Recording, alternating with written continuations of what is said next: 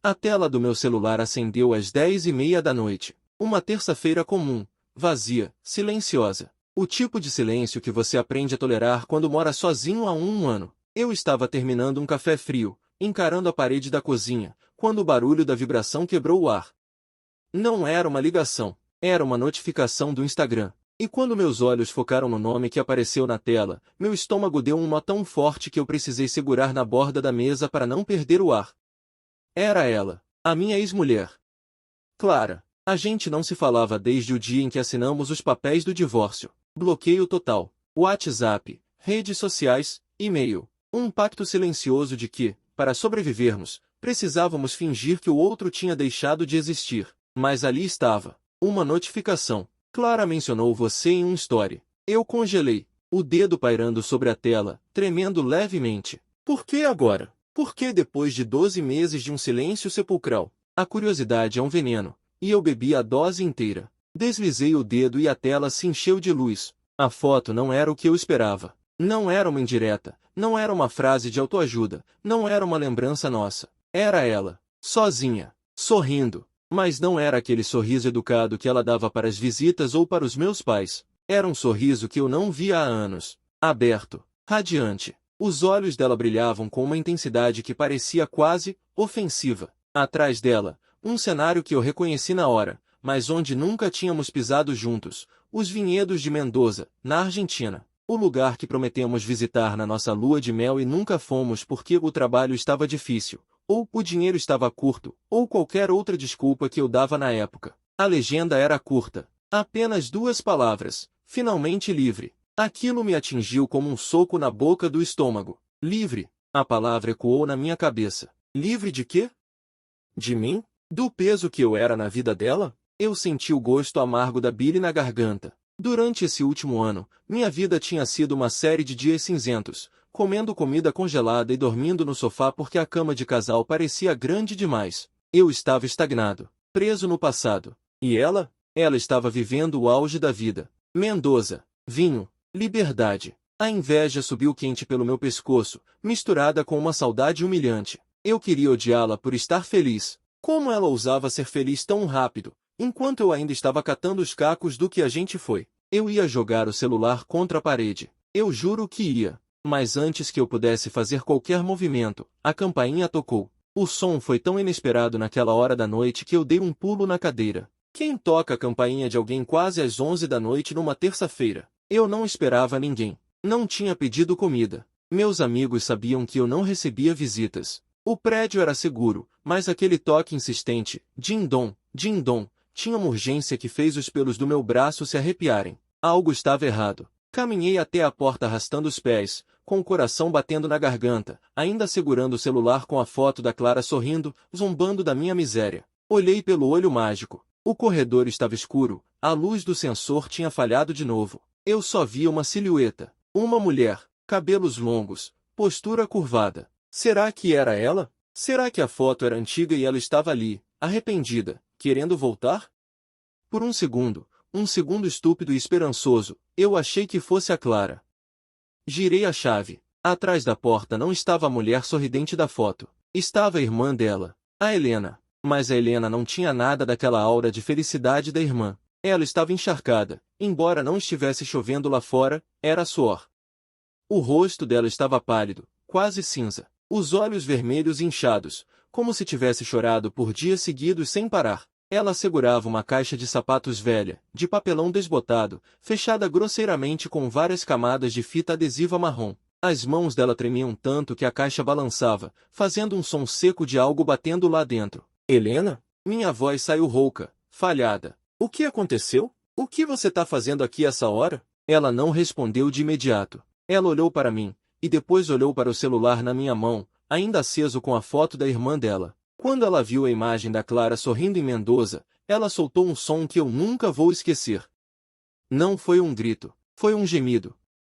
Um som de animal ferido, de dor pura e crua. Você viu? Ela sussurrou. A voz dela era um fiapo. Você viu a postagem? Vi, eu disse, defensivo, sentindo a raiva voltar.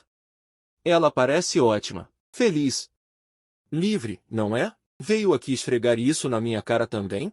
Helena levantou o olhar para mim. E foi ali que eu percebi. Não havia deboche no rosto dela. Havia terror. Havia pena. Uma pena profunda e devastadora. Ela estendeu a caixa na minha direção, quase empurrando contra o meu peito. Pega, ela disse, engolindo o choro. Ela me fez prometer.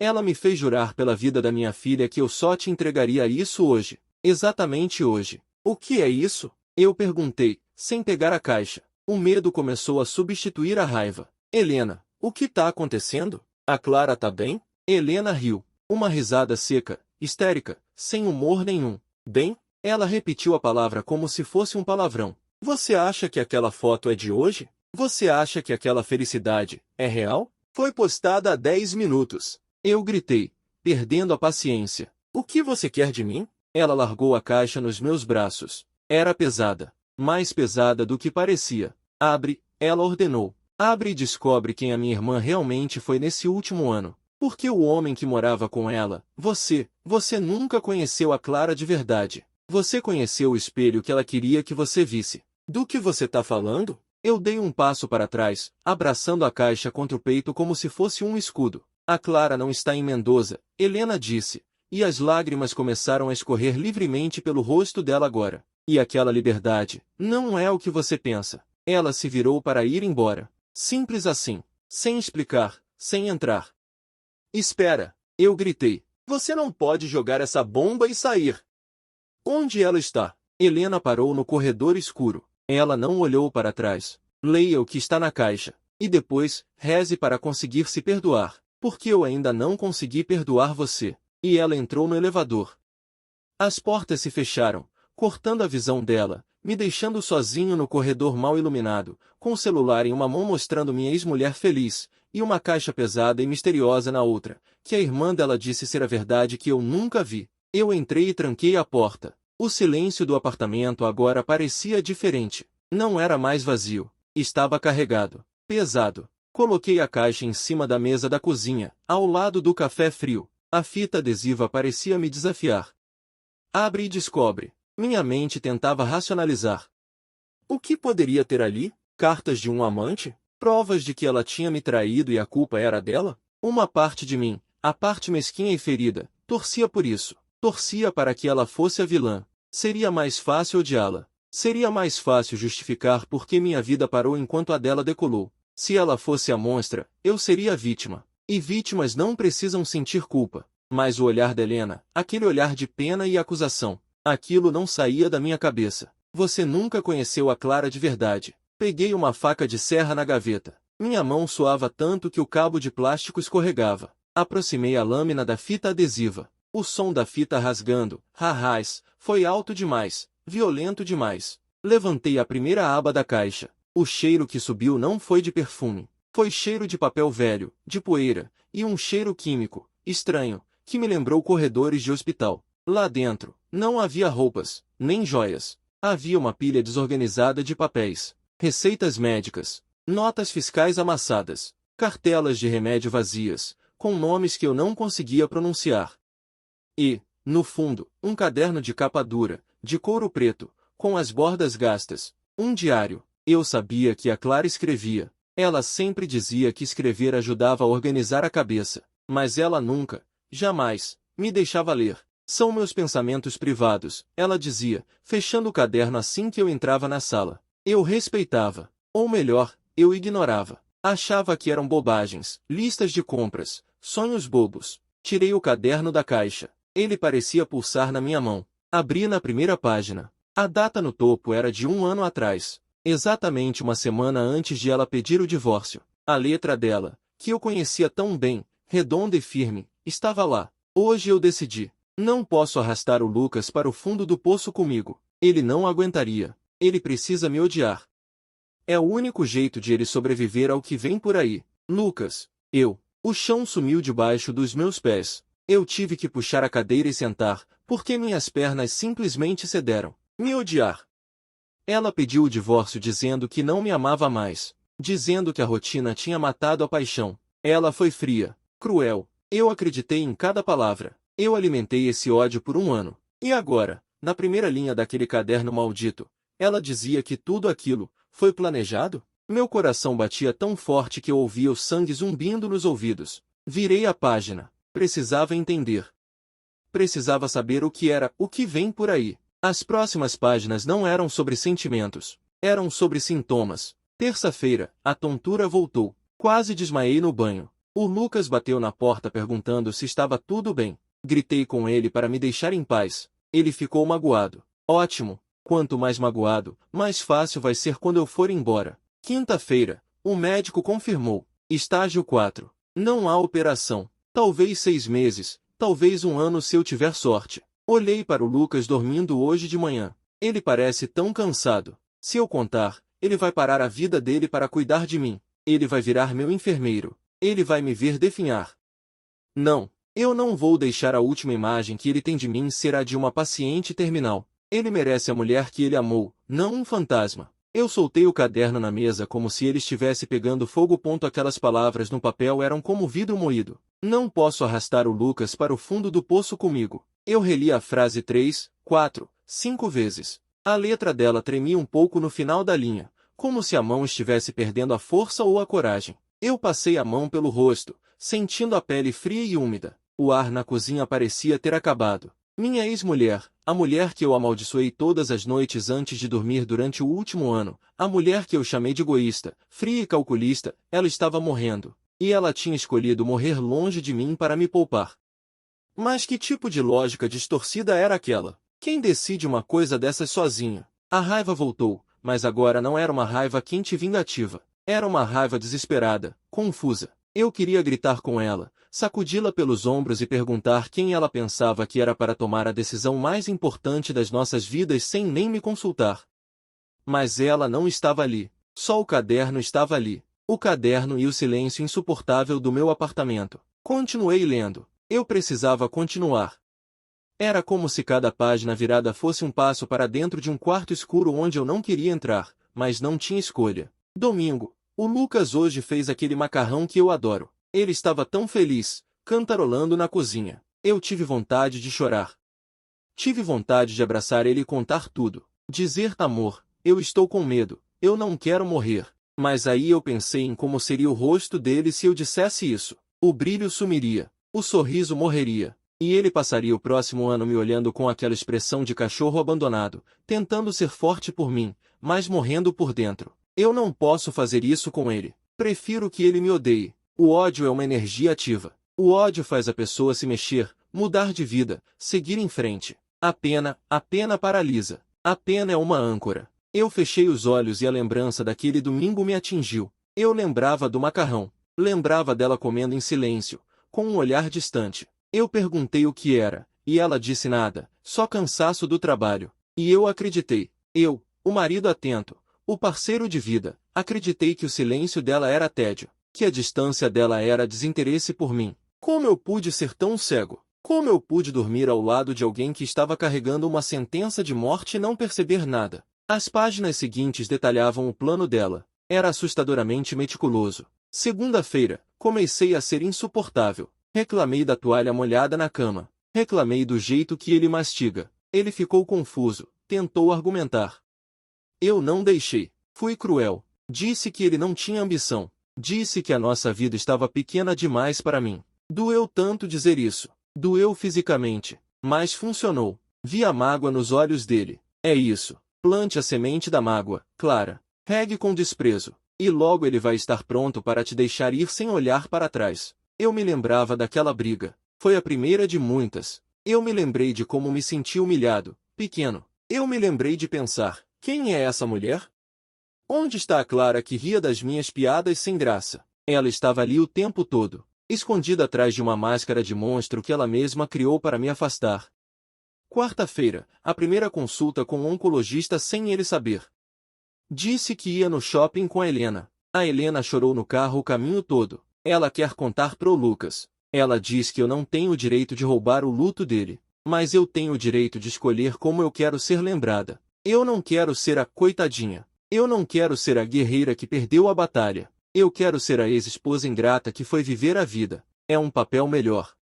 É um papel que permite que ele vire a página. A Helena, a irmã dela, sabia de tudo. O tempo todo. Aquelas vezes que eu encontrei a Helena na rua e ela mal conseguia olhar na minha cara, eu achava que era vergonha pelo que a irmã tinha feito. Mas não era. Era culpa. Ela estava carregando o segredo da irmã nas costas, vendo o meu sofrimento e não podendo dizer uma palavra. Meu Deus, o peso que essas duas mulheres carregaram sozinhas. Sexta-feira, o divórcio. Assinamos. Ele nem olhou na minha cara. A mão dele tremia quando assinou. Eu queria segurar aquela mão, beijar cada dedo, mas mantive a postura, fria, distante. Acabou, Lucas, eu disse. Siga sua vida. E ele saiu batendo a porta. Quando ouvi o elevador descer, eu desabei ali mesmo, no chão do escritório do advogado. A Helena teve que me carregar para o carro. Vomitei 2 vezes. Não sei se foi a quimioterapia ou a dor de ter quebrado o coração do único homem que eu amei. Lágrimas caíam no papel agora, manchando a tinta azul da caneta esferográfica.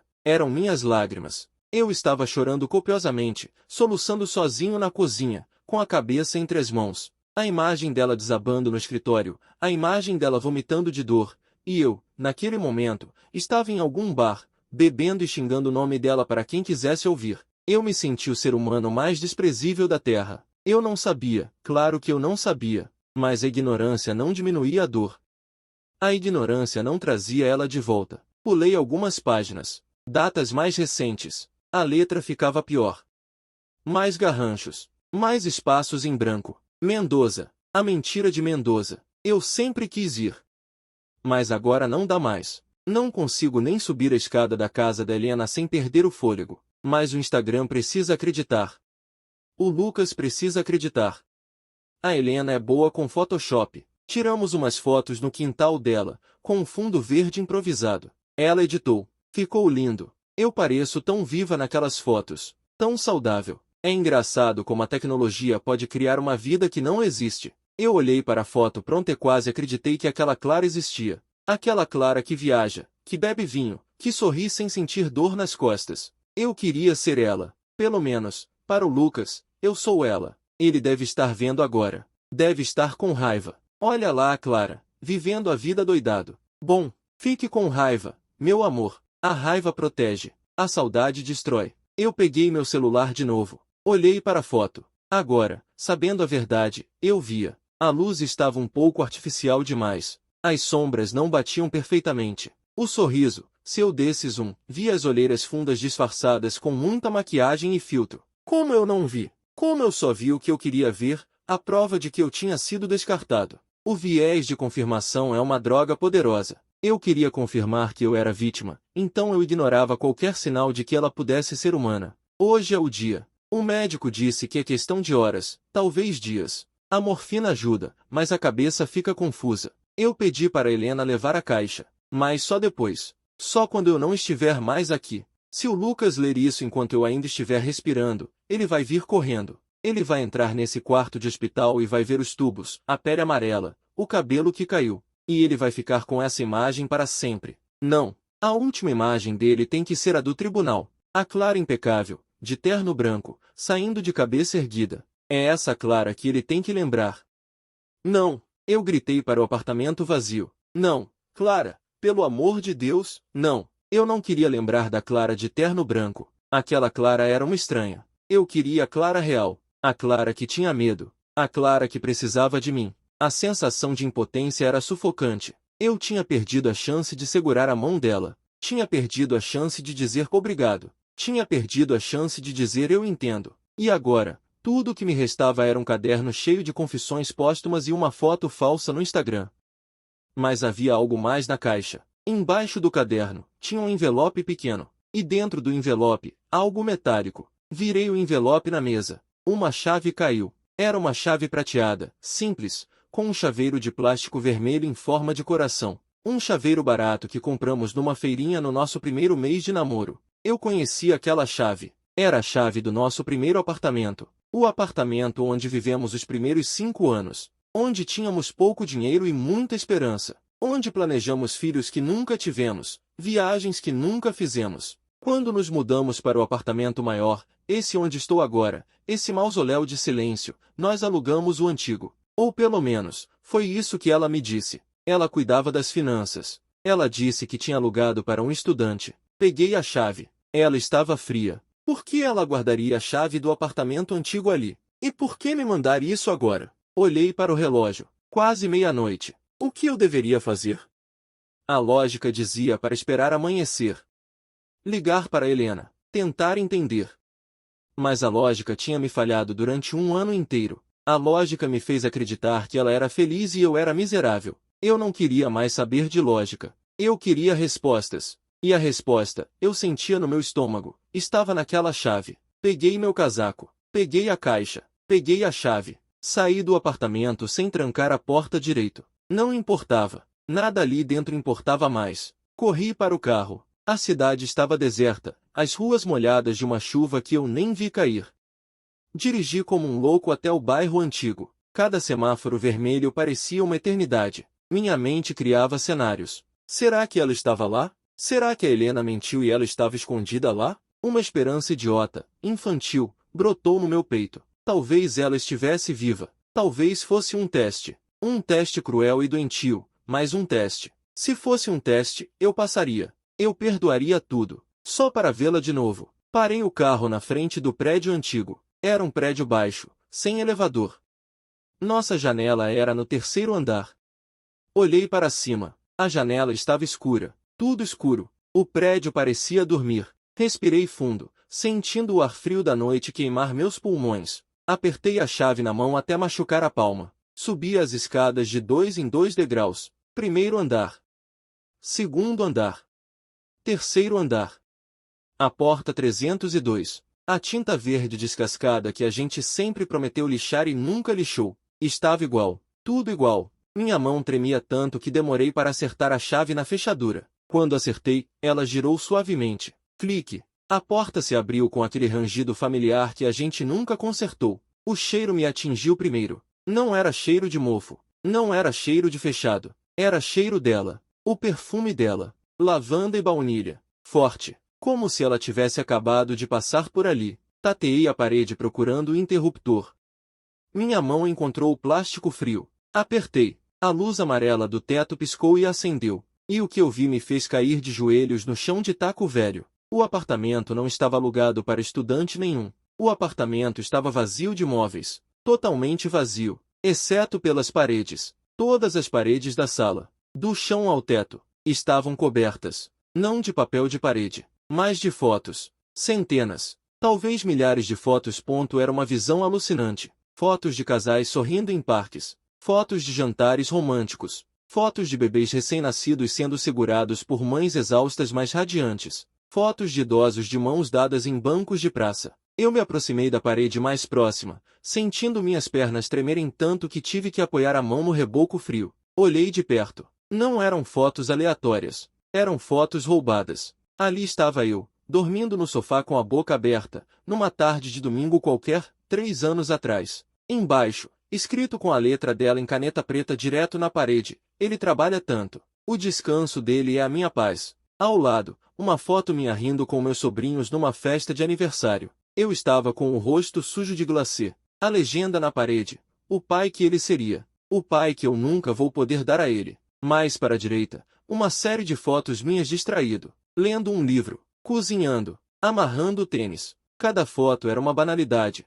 um momento que eu nem lembrava que tinha existido. Mas para ela, cada segundo daqueles tinha sido sagrado o suficiente para ser capturado, impresso e colado naquela parede secreta. Eu girei em torno de mim mesmo no centro da sala vazia. Eram centenas de momentos. Eram 10 anos da minha vida vistos pelos olhos de alguém que me amava desesperadamente. Então, eu vi o canto da sala. Lá, as fotos mudavam. Não eram mais fotos minhas. Eram fotos dela. Mas não as fotos do Instagram. Eram selfies cruas. Numa delas, ela estava pálida, sentada numa cadeira de hospital, com um soro ligado ao braço. A legenda na parede dizia, primeira que mil. Disse pro Lucas que fui fazer o cabelo. Outra foto.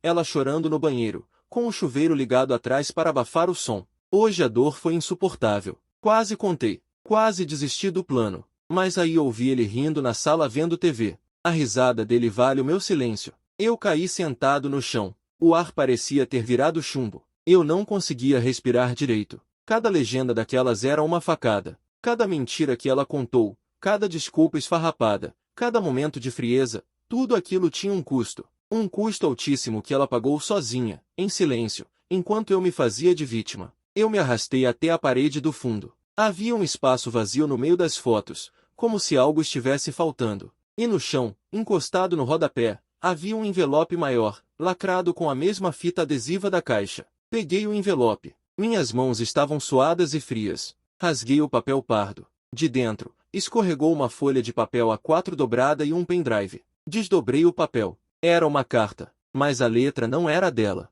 Era uma letra de forma, impessoal, digitada. Um laudo médico. Paciente, Clara Mendes. Diagnóstico, adenocarcinoma gástrico avançado com metástase peritoneal. Prognóstico, 6 a 12 meses. A data do laudo era de 1 ano e meio atrás. 6 meses antes do divórcio. Ela sabia. Ela sabia 6 meses antes de começar a me afastar. Ela teve 6 meses para me contar, para chorarmos juntos, para planejarmos o fim. Mas ela escolheu usar esses 6 meses para construir o ódio, para garantir que eu não sofresse a perda da esposa amada, mas sim sentisse o alívio de se livrar da ex-mulher cruel. Isso não era amor. Isso era sacrifício. Um sacrifício brutal, quase bíblico. Olhei para o pendrive. Fiquei encarando aquele pequeno pedaço de plástico preto na minha mão. Eu tinha medo do que estava ali. Eu já tinha visto o suficiente para destruir minha sanidade, mas eu sabia que precisava ver até o fim. Eu devia isso a ela. Não tinha computador ali. O apartamento estava vazio. Eu precisava voltar para casa. Mas eu não conseguia sair daquele santuário de memórias. Eu sentia que se eu saísse dali, a realidade lá fora, a realidade onde ela estava morta, ia me esmagar. Ali dentro, cercado pelas fotos, ela ainda parecia estar viva, sussurrando através das legendas na parede. Mas o celular no meu bolso vibrou de novo. Era a Helena. Atendi sem dizer nada. Só conseguia ouvir minha própria respiração irregular. Você foi lá, não foi? A voz da Helena estava calma agora. Uma calma assustadora, de quem já chorou tudo o que tinha para chorar. Por que, Helena? Minha voz quebrou. Por que vocês fizeram isso comigo? Por que me deixaram odiar ela? Porque era o único jeito de você continuar vivo, Lucas. Helena suspirou do outro lado da linha. A Clara te conhecia. Ela sabia que você tem essa tendência de parar a vida quando algo ruim acontece. Lembra quando sua mãe morreu? Você ficou 6 meses sem sair de casa. Você perdeu o emprego. Entrou em depressão profunda. A lembrança me atingiu. É verdade. Eu tinha desmoronado quando minha mãe se foi. Eu era frágil. A Clara sabia disso. Ela me carregou nas costas naquela época. Ela não queria ser a causa da sua segunda queda, Helena continuou. Ela queria que você estivesse com raiva. A raiva é combustível. Olha para você. Nesse último ano, você abriu sua própria empresa, não abriu? Você começou a correr maratona. Você se reergueu para provar que não precisava dela. Eu fiquei em silêncio. Era verdade. O ódio tinha me movido. Eu trabalhei o triplo para provar que ela tinha cometido um erro ao me deixar. Eu me cuidei fisicamente para mostrar o que ela tinha perdido. Eu usei o desprezo dela como degrau para subir. Ela acompanhou tudo. Lucas, Helena disse, a voz embargada novamente. Eu mostrava para ela cada conquista sua no LinkedIn, cada foto sua correndo. Ela sorria na cama do hospital e dizia, viu, Helena? Funcionou. Ele está voando. Ela morreu sozinha. Eu sussurrei, sentindo uma dor física no peito. Não, ela não morreu sozinha. Eu estava lá. E ela levou você com ela. O tempo todo, ela falava de você. Até o último segundo, quando a morfina já tinha levado a lucidez dela, ela chamava seu nome. Ela perguntava se você tinha jantado, se você tinha levado o casaco. Eu desliguei o telefone. Não conseguia mais ouvir. Joguei o celular longe, ele deslizou pelo chão de taco e bateu na parede oposta. O grito que saiu da minha garganta não foi humano. Foi um urro. Um grito que estava preso há 1 ano, disfarçado de orgulho ferido, mas que agora se revelava como o que realmente era, amor desesperado. Eu soquei o chão. Soquei até meus nós dos dedos sangrarem. Eu precisava vê-la. Eu sabia que era impossível, mas a necessidade era irracional. Eu precisava pedir perdão. Eu precisava dizer que ela estava errada, que eu teria preferido segurar a mão dela enquanto ela partia do que viver 100 anos de sucesso construído sobre uma mentira. Me levantei, tonto. Olhei para o pendrive que tinha caído no chão. Se eu não podia falar com ela, eu podia ouvir o que ela tinha a dizer. Corri para o carro de novo. O trajeto de volta para o meu apartamento foi um borrão. Eu não via sinais, não via carros. Eu só via o rosto dela. Aquele rosto sorridente e falso do Instagram, sobreposto ao rosto imaginado dela, doente e real, que eu nunca vi. Entrei em casa, fui direto para o escritório, liguei o notebook. O tempo de inicialização do sistema parecia levar séculos. Meus dedos manchados de sangue da mão machucada sujavam o teclado. Espetei o pendrive. Uma única pasta apareceu na tela. O nome da pasta era "Para quando a saudade for maior que a raiva". Abri. Havia um arquivo de vídeo. Cliquei em play. A tela ficou preta por alguns segundos. Depois, a imagem apareceu. Era ela, mas não a Clara de antes. A Clara de agora, ou de pouco tempo atrás. Ela estava sentada na cama do que parecia ser um quarto de hospital, mas decorado com algumas flores para parecer menos estéril. Ela estava muito magra. O lenço na cabeça escondia a falta de cabelo. O rosto estava pálido, os olhos fundos. Mas o sorriso era o dela. Triste, cansado, mas dela. Ela ajeitou a câmera, tossiu um pouco, bebeu um gole de água de um copo plástico. Então, ela olhou direto para a lente. Direto para mim. Oi, meu amor. A voz dela era fraca, rouca. Se você está vendo isso, é porque a Helena cumpriu a promessa. E é porque você foi até o nosso apartamento velho. Eu sabia que você iria. Você é curioso demais para não ir.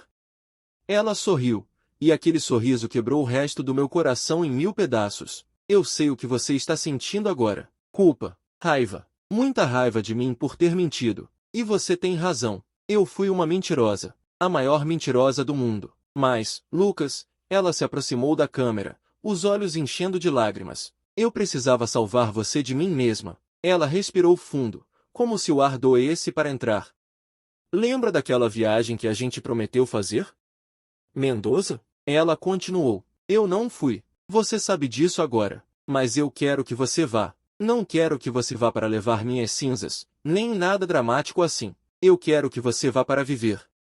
Ela levantou uma folha de papel para a câmera. Era uma reserva. Tem uma passagem comprada no seu nome. Para a semana que vem. Está tudo pago. O hotel, os passeios, o dinheiro que sobrou do meu seguro, eu usei para isso. É o meu último presente para você. Eu pausei o vídeo. Não conseguia continuar. A generosidade dela era uma agressão. Como ela podia ser tão boa e tão cruel ao mesmo tempo? Ela planejou tudo, até a minha redenção. Ela queria controlar até como eu viveria o luto. Mas havia algo mais no vídeo. Algo no fundo da imagem, atrás dela, na mesinha de cabeceira do hospital. Desde na tela congelada. Havia um porta-retrato pequeno atrás do copo de água. Era uma foto nossa. A foto do dia do nosso casamento. Ela morreu olhando para nós. Enquanto eu vivi olhando para o meu próprio umbigo. Aquela foto do casamento foi a gota d'água. Eu tive que fechar o notebook. O som da ventoinha do computador parecia um grito no silêncio do meu escritório. Eu estava sentado ali, cercado de tecnologia, de conforto, de segurança financeira, todas as coisas que eu usei como desculpa para não estar presente quando ela precisava, e me senti o homem mais pobre do mundo. Eu precisava me mexer. Ficar parado estava me matando. Peguei o papel da reserva que ela tinha deixado no envelope digital. O voo era na segunda-feira seguinte. Faltavam 5 dias. 5 dias para viver com essa bomba no peito antes de fazer o que ela pediu. Mas eu não conseguia esperar. Eu não podia simplesmente sentar e esperar a segunda-feira chegar enquanto a voz dela ecoava na minha cabeça. Liguei para Helena. Eram 2 da manhã. Ela atendeu no primeiro toque. Eu vi o vídeo, eu disse, sem preâmbulos. Eu vi tudo. Eu sei, ela respondeu. A voz dela estava rouca de sono, ou de choro, não sei dizer. Onde ela está, Helena? Eu perguntei, e minha voz saiu num tom que eu não reconheci. Era uma súplica, não uma ordem. O corpo. Onde está o corpo dela? Lucas, ela suspirou. E eu ouvi o barulho de lençóis se movendo. Ela pediu para ser cremada. Hoje de manhã, antes mesmo de eu te entregar a caixa, eu fechei os olhos com tanta força que vi estrelas. Cremada. Nenhum enterro, nem uma última chance de ver o rosto dela, mesmo sem vida. Ela tinha apagado todos os rastros físicos da sua existência antes que eu pudesse tocá-los. As cinzas, eu disse, sentindo um nó na garganta que parecia arame farpado. Onde estão as cinzas? Comigo, Helena disse. Ela queria que fossem espalhadas em Mendoza. Mas, ela disse que você não precisava levar se não quisesse. Que a viagem era para você, não para ela. Eu vou buscar, eu disse, já levantando da cadeira. Estou indo aí agora. Lucas, são 2 da manhã. Eu estou indo buscar a minha mulher, Helena. Eu gritei, e o grito ecoou no apartamento vazio, assustando até a mim mesmo. Por favor, não me tire isso também. Helena ficou em silêncio por um longo tempo. Depois, sussurrou. O portão vai estar aberto. Dirigi até a casa da Helena como se estivesse num transe. A chuva tinha parado, deixando o asfalto brilhante e negro como um espelho. Eu não conseguia pensar em nada complexo. Só conseguia pensar em fragmentos. O cheiro do shampoo dela. O jeito que ela dobrava a ponta da página do livro. A risada dela quando eu tentava dançar. Coisas pequenas. Coisas que eu achei que tinha esquecido, mas que estavam tatuadas no meu cérebro, esperando a dor acordá-las. Quando cheguei, Helena estava na varanda. Ela segurava uma urna pequena, de madeira clara, simples, sem adornos religiosos, sem frases gravadas, apenas madeira. Eu saí do carro e caminhei até ela. Helena parecia 10 anos mais velha do que na última vez que a vi, antes do divórcio. O luto tinha cavado linhas fundas no rosto dela. Ela amava você, Lucas, Helena disse, estendendo a urna. Amava tanto que doía na gente ver. A gente dizia para ela contar. A mãe implorou. Eu implorei, mas ela era teimosa. Peguei a urna. Era morna. Talvez fosse o calor das mãos da Helena, mas minha mente perturbada quis acreditar que era o calor dela. Abracei aquela caixa de madeira contra o peito e caí de joelhos na grama molhada do jardim da ex-cunhada. Eu chorei. Não o choro de raiva de antes. Não o choro de choque. Foi um choro de saudade. Um choro de quem percebe que o nunca mais é um tempo longo demais para suportar. Ela deixou mais uma coisa, Helena disse, depois que meu choro virou apenas soluços secos. Ela me entregou um envelope azul. Eu reconheci a cor. Era o papel de carta que ela usava para escrever bilhetes de aniversário. Ela escreveu isso no hospital. 2 dias antes de partir, Helena explicou. Ela já não conseguia falar direito. A mão dela mal segurava a caneta. Mas ela insistiu. Entrei no carro com a urna no banco do passageiro. Coloquei o cinto de segurança nela, num gesto automático e absurdo. Dirigi até um mirante da cidade, um lugar onde a gente ia namorar quando não tinha dinheiro para cinema. O sol estava começando a nascer, tingindo o céu de roxo e laranja. Uma beleza que parecia zombar da minha dor. Abri o envelope azul com a luz do amanhecer. A letra estava quase ilegível. Gatafunhos trêmulos, palavras que subiam e desciam a linha. Mas eu conseguia ler. Lucas, se você está lendo isso, é porque a raiva passou, ou pelo menos diminuiu o suficiente para a saudade entrar. Eu sei que você deve estar pensando em como recuperar o tempo perdido. Você deve estar pensando em fazer promessas para o céu, em mudar de vida, em virar um monge ou algo assim radical. Não faça isso. Eu não morri para você virar um santo. Eu morri para você virar você mesmo. Aquele Lucas que corria atrás dos sonhos, lembra? Aquele Lucas que queria abrir a empresa, que queria viajar o mundo, que queria aprender a tocar violão. Aquele Lucas estava morrendo dentro do nosso casamento morno. E eu estava matando ele com a minha acomodação. A minha doença foi um despertador. Para mim e para você. Para mim, tocou a hora de ir. Para você, tocou a hora de acordar. Não leve minhas cinzas como um peso. Leve como companhia. Vamos para Mendoza. Vamos beber aquele vinho que a gente nunca bebeu. E depois, me deixe lá, no vento. E volte. Volte inteiro. Volte vivo. PS, eu vi que você trocou o sofá. Aquele marrom era horrível mesmo. Bom gosto. Eu ri. Uma risada molhada, dolorida, misturada com soluço. Até no leito de morte, ela tinha reparado no sofá novo que apareceu numa foto de fundo do meu story, meses atrás. Ela estava me vigiando. Ela estava lá. Olhei para a cidade acordando lá embaixo. Carros começando a circular, luzes se apagando. O mundo continuava. As pessoas iam trabalhar, iam tomar café, iam brigar com os maridos e esposas por causa de toalhas molhadas. Elas não sabiam. Elas não sabiam o luxo que era poder brigar por uma toalha molhada.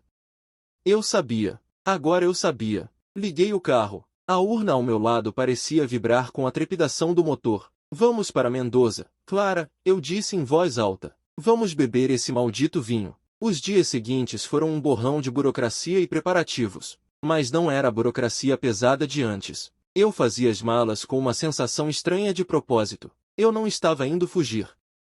Eu estava indo cumprir uma missão. No aeroporto, a atendente perguntou se eu estava viajando sozinho. Olhei para a mochila de mão onde a urna estava protegida com roupas macias. Não, eu respondi. Estou com a minha esposa. A viagem foi silenciosa. Eu olhava as nuvens pela janela e imaginava o que ela diria. Olha aquela, parece um coelho. Nossa, o café do avião continua horrível. Eu conversava com ela na minha cabeça. E pela primeira vez em um ano, a voz dela na minha mente não era de acusação, era de companhia. Cheguei em Mendoza no final da tarde. O lugar era exatamente como nas fotos falsas dela. As montanhas com neve no topo, os parreirais infinitos, o sol dourado. Era lindo, lindo de doer. Fui para o hotel que ela tinha reservado. Era um lugar charmoso, pequeno, com vista para as montanhas. No quarto, em cima da cama, havia um pacote de presente e um bilhete do hotel. Senhor Lucas, sua esposa deixou instruções para entregar isso no seu check-in.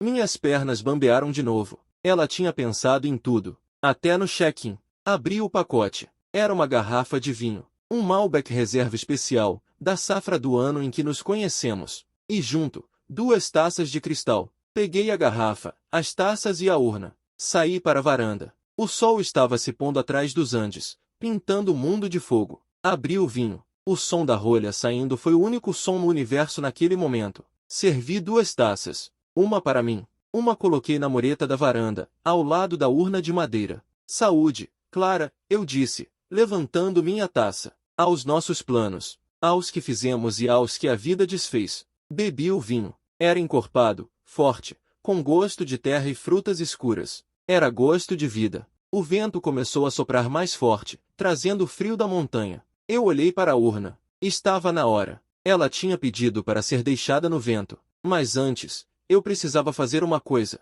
Peguei meu celular. Desbloqueei o Instagram. Entrei no perfil dela. A foto dela sorrindo ainda estava lá, no topo. A foto falsa. A foto da liberdade. Eu tirei uma foto das 2 taças de vinho contra o pôr do sol, com a urna discretamente ao lado. E postei. Não nos stories. No feed. A legenda que eu escrevi não foi para os outros. Foi para ela. Você estava certa. A liberdade custa caro. Mas a vista daqui é linda. Obrigado por me trazer até aqui. Agora, voe. Abri a urna. As cinzas eram cinza claras, finas como areia. O vento pegou a primeira porção e levou em direção aos vinhedos, girando no ar como se estivesse dançando. Eu fiquei ali até a última partícula desaparecer na noite que chegava. E quando a taça dela tombou com o vento e quebrou no chão, eu não senti tristeza. Senti que era ela brindando, quebrando o copo. Como se diz, o fim da festa, o começo de outra coisa. Eu estava sozinho em um país estranho,